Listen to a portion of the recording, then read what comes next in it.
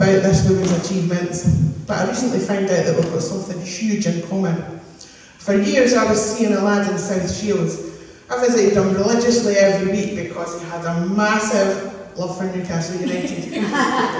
As did I. Oh. His mom's also a Toon fan, but sadly it's unaffordable now for many. It used to be the working man's sport, not anymore. She'll be pleased to know that there's a Newcastle here in glenrothes2. She's a journalist and an author and our Alba Women's convener, Dr. Yvonne Ridley.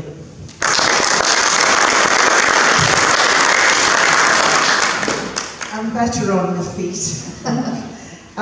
Thank you for that introduction. And before I came up here, I thought I must look at the definition of poverty, because so many people are talking about it since Eva started this roadshow. She's even got the Prime Minister talking about poverty, which was entertaining. So I looked up, one definition of poverty is when your resources are well below your minimum needs. Well, it doesn't take a genius to work that one out, but the truth is, there's no single best measure of poverty.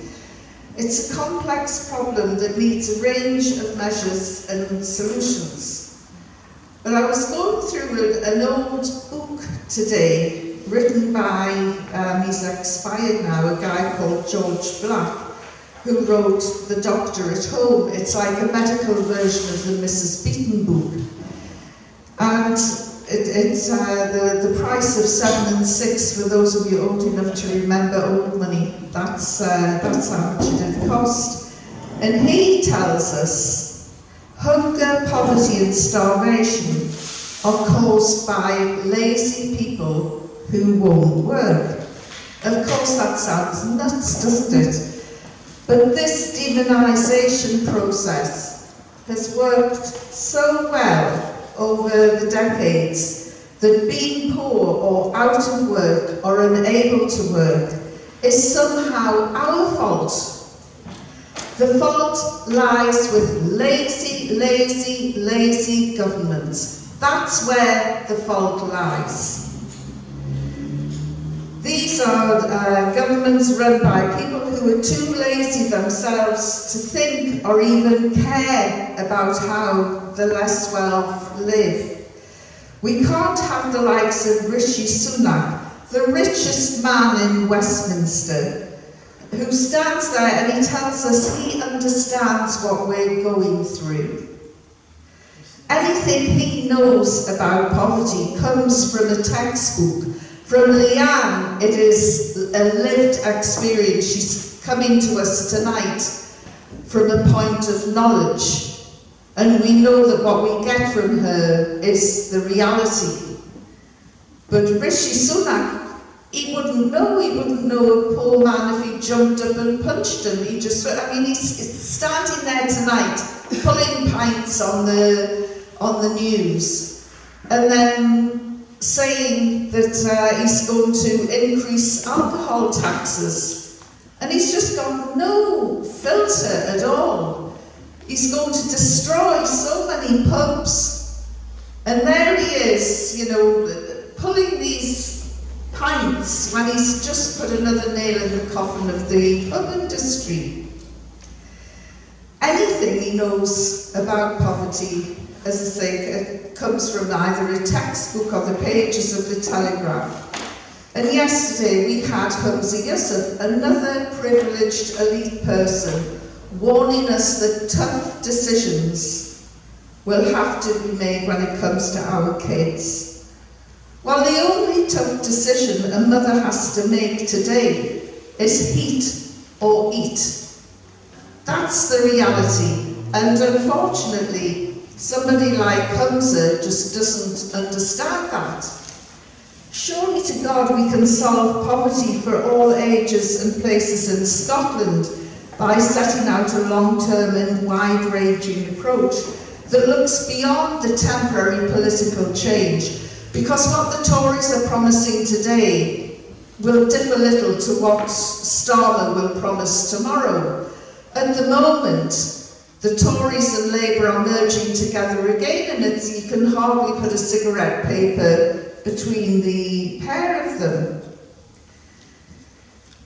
So we need a major shift in attitude, society and the economy. Poverty is the fault of no one other than the government, and we must remember that. We don't want to live in a nanny state, we just want to live. And that means decent welfare, a decent living wage and decent housing. How is it that we can find the money for bombs and guns and fund never-ending wars, yet we can't put the food on tables at home? How is that happening today? Why is it that the biggest success story in broken Brexit Britain are the growth of food banks? I mean, what sort of measure of success is that? And they rely on the generosity of others, people like ourselves. When did the RAF, the Army or the Navy go out and start a bring and buy sale for missiles or other weapons? It just wouldn't happen. Can you imagine that? The British Army putting a cake stand or doing a tray bake to raise funds for weapons. Yet the UK government can always find the money when it comes to war. Go into any major city or town centre and look at people's faces today. They're stressed to hell, in fear of their 0 hours contract jobs, how they're going to pay the rent or the mortgage, and it got worse after Liz Truss tanked the economy. And there's more hardship coming down the line. Many of us are just one wage packet away from destitution. That's why people are looking so stressed. Inflation, spiralling mortgages, huge rises in the cost of living. I don't have to tell you that we are all feeling it. We are all hit by material deprivation, where you can't afford certain essential items and activities. And the threat of homelessness is forever present for those of us who can't afford basics such as shelter, heating and clothing. I was at an event a couple of days ago where 3 Palestinian women from the occupied West Bank came and gave a talk. And they were shocked by the amount of homeless people they saw on the streets. There are no homeless in Palestine. You know, these people have been bombed to hell, they're reliant on aid. And one of the women said to me, how come these people are homeless? Does nobody look after them? And they were really shocked. So when somebody comes from the West Bank of Palestine and sees people sleeping rough and they're shocked, what does that say about our government and the sort of society that our government has created for us to live in? Relative and absolute poverty can be presented before and after housing costs. These include rent, mortgage, interest, building insurance and water rates, and are presented after direct taxes and national insurance, including council tax. But poverty affects millions of people in the UK. Poverty means not being able to heat your home or having that decision to make. Do I put the heating on or do I feed the kids? I was listening to a programme on Radio 4 the other day, and this family was so terrified of their electric bills. They had one light bulb in the house that was moved around as the family moved around the house. And that is how some people have been reduced to live under a Tory government.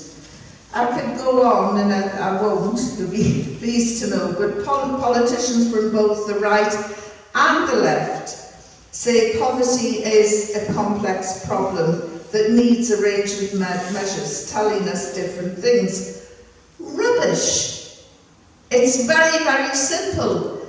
Give us more money, pump more money into the welfare state, pump more money into the NHS, give people decent wages, decent pensions, and the education system. When I first moved here in 2011, the reputation of the Scottish education system was really high, and it was held up and globally admired. Now, it's another thing that's broken. It works about as well as the ferries on the Western Isles.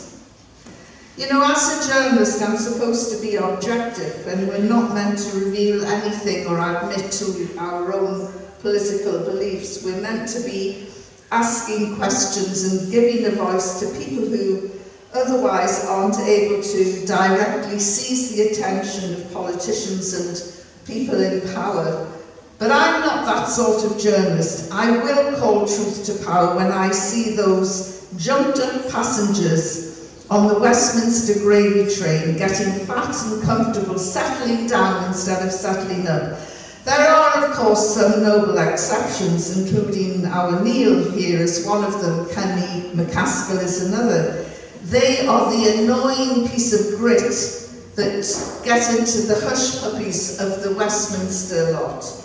And those of you who aren't happy about their presence in Westminster might wonder what two Alba MPs can do.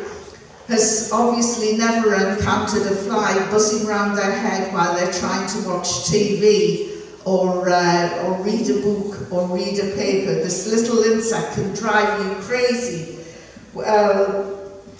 We've got two great wasps in the backbenches, in Neil and Kenny. But let's send a whole hornet's nest down there to Westminster. This is why these next elections are so important. We want to make the lives of those fat cats sitting in London so miserable that they'll beg us to have another referendum just to get us back up north and out of their hair. Seriously, I really think that independence is the only answer to the poverty that we are encountering now. Poverty in Scotland, a land that is energy rich, a land that is beyond anything, tourism-wise. This is a great country, and it punches and can punch well above its weight. Yet we are constantly being dragged down by Westminster, and what they will do if we continue to ignore them, they will turn Scotland into their own private little playground for the rich, so that King Charles and his entourage will come up and exploit all of the great things here in Scotland before closing the door and going back to London when they've had their holidays. There's a lot more I can say, but